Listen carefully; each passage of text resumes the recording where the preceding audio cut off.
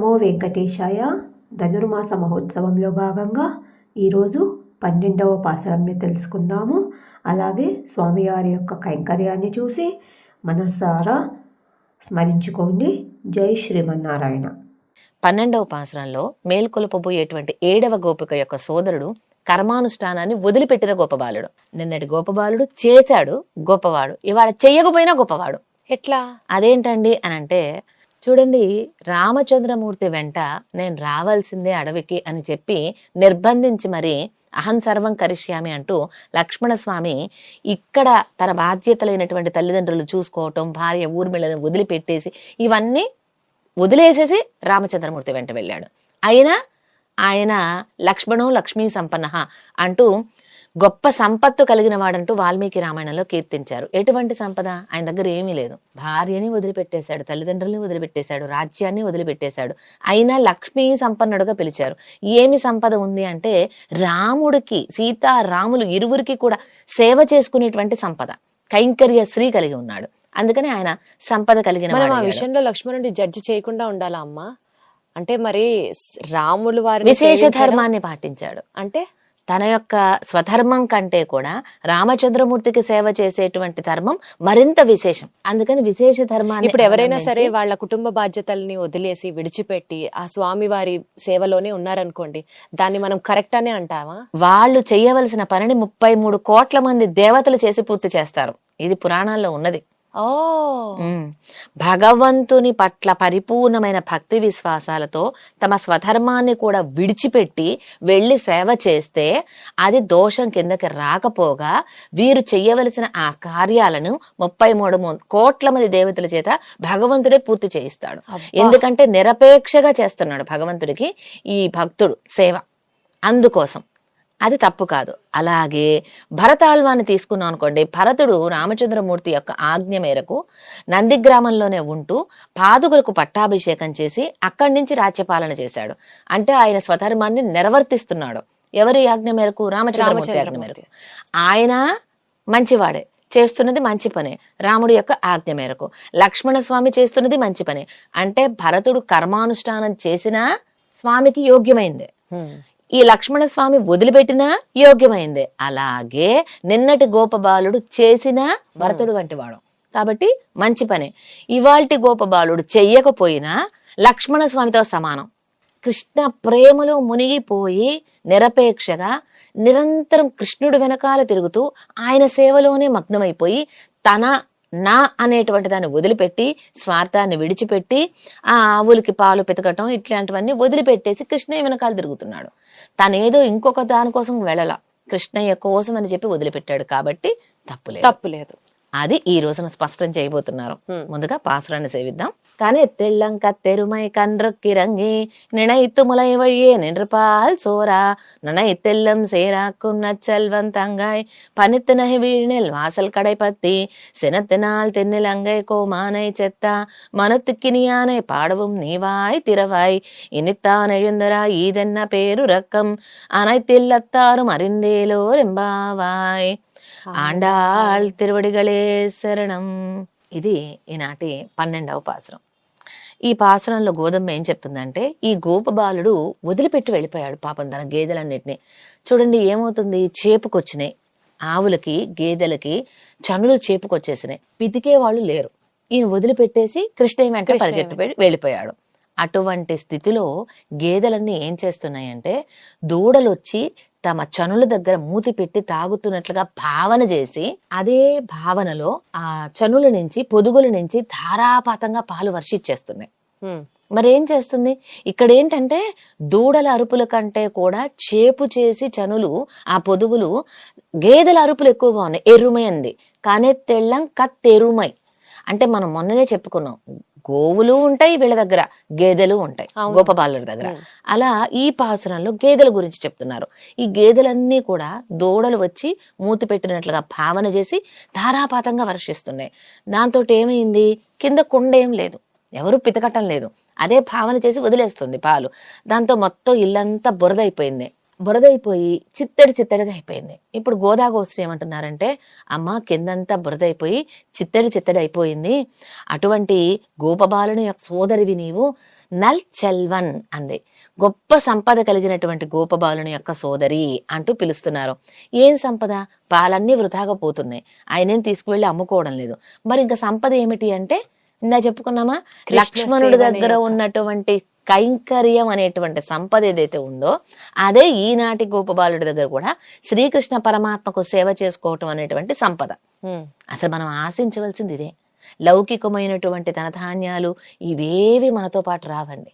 మనం ఈ లోకంలో చేసుకునేటువంటి స్వామి సేవ, ఈ శరీర అవసాన అనంతరం పైకి వెళ్ళాక చేసుకోవాల్సింది కూడా ఆయనకి సేవే. ఆ దివ్య దంపతులకు సేవ, అదే మనకి కాంక్షించవలసినది, అదే కోరుకోవాల్సింది. అది ఈయన దగ్గర పుష్కలంగా ఉంది. సంపద ఉన్నట్లేగా, ఆ కైంకర్య శ్రీ అనేటువంటి సంపద కలిగినటువంటి వాడు. అందుకని ఆయన యొక్క సోదరివి అనటం ద్వారా మీ అన్నేమో కృష్ణ పరమాత్మ వెనకాల విరిగిపోయి ఆయనకు సేవ చేసుకుంటుంటే, ఆయన భక్తులైన మాకు సేవ చేయవలసిన భాగ్యం నీకుంది కదా, ఆ బాధ్యత నీకుంది కదా, వదిలిపెట్టి నువ్వు ఇలా నిద్రపోతే ఎలాగమ్మా, అలా తిప్పారనమాట. ఆ చెప్పటం కూడా చూసారా, 5 సంవత్సరాల వయసులో గోదమ్మ ఎంత నాగ్గా ద్వంద్వార్థం వచ్చే విధంగా గొప్ప నిజంగానే లేపారా అమ్మా, లేకపోతే లేపడానికి ఇట్లాగా పాటలాగా రాశారా? లేపాలి, అందరినీ కలుపుకెళ్ళాలి అన్న ఉద్దేశం. తన స్నేహితురాళ్ళందరినీ కూడబలుకొని తాను ఆనాడు గోప బాలికల వలె భావన చేసుకుంటూ వ్రతం చేయడానికి వెళుతుంది గోపికమ్మ, మన గోదా గోపికమ్మ. లేపుకుంటూనే వెళ్తున్నారు. అయితే 5 లక్షల మంది ఏమి ఉండరు, ఇక్కడ రేపల్లలో 5 లక్షల మంది. ఇక్కడ ఏంటంటే తన స్నేహితురాళ్ళనే రేపల్లిలో ఉన్న గోపికలుగా అనుకుందిగా, ఆ ఉన్న స్నేహితురాలనే మేల్కొల్పుతుంది అనమాట. ఒక్కొక్కళ్ళని మేల్కొల్పి తనతో చేర్చుకొని కృష్ణ సమాగమం కోసం బయలుదేరదామని ఈవిడ అభిలాష. ఆ క్రమంలో ఈ రోజు గోపబాలికని కూడా మేల్కొల్పే ప్రయత్నం చేశారు. ఇప్పుడు ఏమంటున్నారంటే గోదమ్మ, ఇదంతా ఇల్లంతా బురదైపోయి ఉంది, ఈమెమో లేవడం లేదు, మేమేమో నీ ముంగిటికి వచ్చి నిల్చున్నాం. ఎలా నిల్చున్నావో తెలుసా? తెల్లవారుచామున 2-2:30 పైనుంచి మంచు పడుతుంది. ఇది ఎటువంటి మాసం? మార్గశిర మాసం. అత్యంత శీతలంగా ఉండదు, అలానే వేడిగాను ఉండదు. కానీ తెల్లవారుజామున మంచు పడుతుంది, పైనుంచి మంచు పడుతుంది, క్రిందంతా బురద అయిపోయింది, పాల బురద, చిత్తడిగా ఉంది. ఇక మధ్యలో వీళ్ళంతా నామస్మరణ చేస్తూ ఉన్నారు. భగవంతుని కళ్యాణ గుణాలనేటువంటి ప్రవాహం, 3 ప్రవాహాలు, మంచు ప్రవాహం, నామ ప్రవాహం, పాల ప్రవాహం, 3 ప్రవాహాలలో తడిచి ముద్దైపోతూ మేము నిలబడలేక జారిపోతూ వాకిటిలా గట్టిగా పట్టుకొని, ఈ వాకిలి ఇలా ఉంటుంది కదా, ఆ వాకిలిని పట్టుకొని, పై కప్పు ఉంటుందిగా దాన్ని పట్టుకొని, కింద ఆ చెక్క ఉంటుందిగా వాకిలి గడప, ఆ గడప మీద కాలు అదిమి పెట్టి పట్టుకొని గట్టిగా నిలబడ్డాం, పడిపోకుండా ఇక లేచి రావమ్మా అంటున్నారు. ఇక్కడ ఈ చెప్పటంలో ఒక విశేషార్థం ఏమిటో తెలుసా?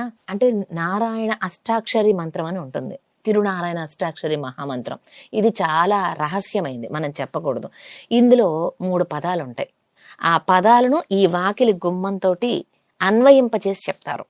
ఇప్పుడు కింద పెట్టినటువంటి గడప ఏదైతే ఉందో అది నమః అనే పదం. నా మహ, నాకు నేను చెందినవాడను కాదు అంటే అహంకారాన్ని వదిలిపెట్టేయటం.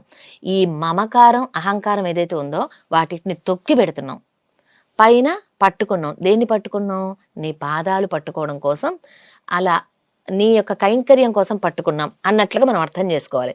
నాలో ఉండే అహంకార మమకారాలని నశింప చేసుకుంటూ నీ పాదాలు పడి ఆశ్రయిస్తున్నామమ్మా అంటూ చెప్పటం అనమాట. ఆ విధంగా ఇలా మొత్తం బురదగా ఉంటే నీ గడప పట్టుకొని, పైన వాకిలి పట్టుకొని గట్టిగా నిలబడి, మేము మన అందరి యొక్క మనసుకి ఇంపైనటువంటి రామచంద్రమూర్తిని గురించి కీర్తిస్తున్నాం. ఎందుకంటే ఇన్ని రోజులుగా వీళ్ళు 11 రోజులుగా కృష్ణ పరమాత్మను గురించి కీర్తిస్తున్నారు. కానీ ఇప్పుడు ఏంటంటే కృష్ణయ్య కోసం కన్నా కూడా రాముణ్ణి కీర్తించడం ఇంకా సుకరం, మంచిది అనుకున్నారు. ఎందుచేతనంటే రామచంద్రమూర్తి తననే నమ్ముకున్న సీతమ్మ కోసం అని చెప్పి వానర సైన్యాన్ని ప్రోగేసుకొని సముద్రానికి వారధి కట్టి మరీ ఇక్కడి నుంచి లంకకు వెళ్ళి ఆమెను తీసుకుని వచ్చాడు. కృష్ణుడు ఏమిటయ్యా అంటే, వస్తానన్నవాడు ఇంకా రాలా, మనమే వెళుతున్నాం తెల్లవారుజామున, కనీసం పోనీ రాముడిని కీర్తిద్దామనే ఒక ఉద్దేశ్యంతో మనందరి మనసుకి ఇంపైనటువంటి మనోభిరాముడి యొక్క నామాన్ని కీర్తిస్తూ ఉంటే నువ్వు ఇంకా పడుకొని ఉన్నావేమిటి, లేచి మాతో కలవడం లేదేమిటి అంటున్నారు మన గోదా గోపిక. ఇక ఆ మాటతోటి ఈమె కూడా లేచి చక్కగా వెళుతూ వచ్చి కలిసింది. ఆ రామ నామ సంకీర్తన వినగానే ఉత్తేజితం చెందినటువంటి లోపల నిద్రిస్తున్నటువంటి 7వ గోపబాలిక వస్తున్నానని చెప్పి వీరితో వచ్చి కలిసింది. అలా మరి ఈ రోజు నామ సంకీర్తన మన రాముడు మనోభిరాముడు, మనోభిరామ శ్రీరామ అంటూ చక్కగా మనం నామానుసంధానం చేయవచ్చు ఇవాళంతా కూడాను. అంటే ఒక రకంగా ఆవిడ నేచర్, మెంటాలిటీ, ఆలోచనలు చూస్తుంటే సరే అందరినీ కలిపికెళ్ళాలి అన్నది అర్థమవుతోంది. రెండు, మనం కూడా ఎంతసేపు వెంకటేశ్వర స్వామిని పూజించి అయ్యో ఈయన నా బాధ వినట్లేదే, సరే శివుణ్ణి కలుద్దాం ఇవాళ, లేదా వినాయకుడిని కలుద్దాం, లేదా సుబ్రహ్మణ్యుడికి మన బాధ చెప్పుకుందాం అని ఎట్లయితే ఫ్లిక్ అవుతామో ఒక క్షణం, ఇక్కడ కూడా అంతే. ఆ గోవిందుడిని తలుచుకుంటూనే మళ్ళీ ఒక్కసారి రాముణ్ణి ప్రస్తావన తీసుకొచ్చారంటే టిపికల్ గా మనం ఆలోచించే మెంటాలిటీ కూడా ఆవిడ ముందరగానే మన వైపు నుంచి ఆలోచించి చెప్పినట్లుగా ఉంది. చెప్పారు, అది రేపటి పాసురంలో క్లియర్ చేస్తారు. రాముడు వేరు కృష్ణుడు వేరునా, ఇరువురు ఒకటేనా అనేది రేపటి రోజున చర్చ జరగబోతుంది అనమాట. ఇప్పుడు ఏమైందంటే ఈ రామనామ సంకీర్తన వినగానే ఈమె లేచి రావాలని ప్రార్థన చేయగానే నువ్వే తలుపు తీసుకుని రామ్మా అంటూ వారంతటి వారిని రమ్మనమని ఆహ్వానిస్తున్నారు. అంటే వీళ్ళని తలుపు తీసుకోవడం కన్నా కూడా నీవే తలుపు గడి తీసి వచ్చి మాతో చేరమ్మా అని ప్రార్థన చేయగానే 12వ పాసురంలో 7వ గోపిక లేచి గోదాగోష్ఠితో చేరుకున్నారు. ఇక రేపటి రోజున ఈ రాముడు కృష్ణుడు యొక్క సందేహం, వ్యత్యాసం ఉందా లేదా అనే సందేహాన్ని పటాపంచలు చేసే దిశగా అడుగులు వేస్తున్నారు మన గోదాగోష్ఠి. రేపటిదాకా మనం కూడా ఎదురు చూద్దామండి. అంతదాకా మనోభిరామ అన్న నామాన్ని సంకీర్తన చేసుకుంటూ సెలవు. ధన్యవాదాలు. ఆండాళ్ తిరువడిగలే శరణం. సర్వం శ్రీకృష్ణార్పణమస్తు.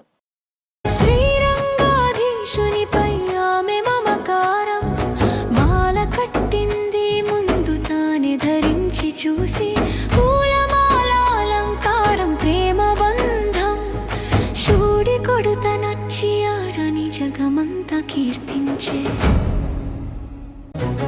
నాథుని చేరుకోవాలని తపన పెరిగే తండ్రికి తెలియని రహస్యం అది. ఒకనాటి సత్యం స్వామికి తెలిసి అంతరంగాన మెచ్చెను ఆమె ప్రేమకు. ఆలకించండి శ్రద్ధగా మోక్షం పొందురు.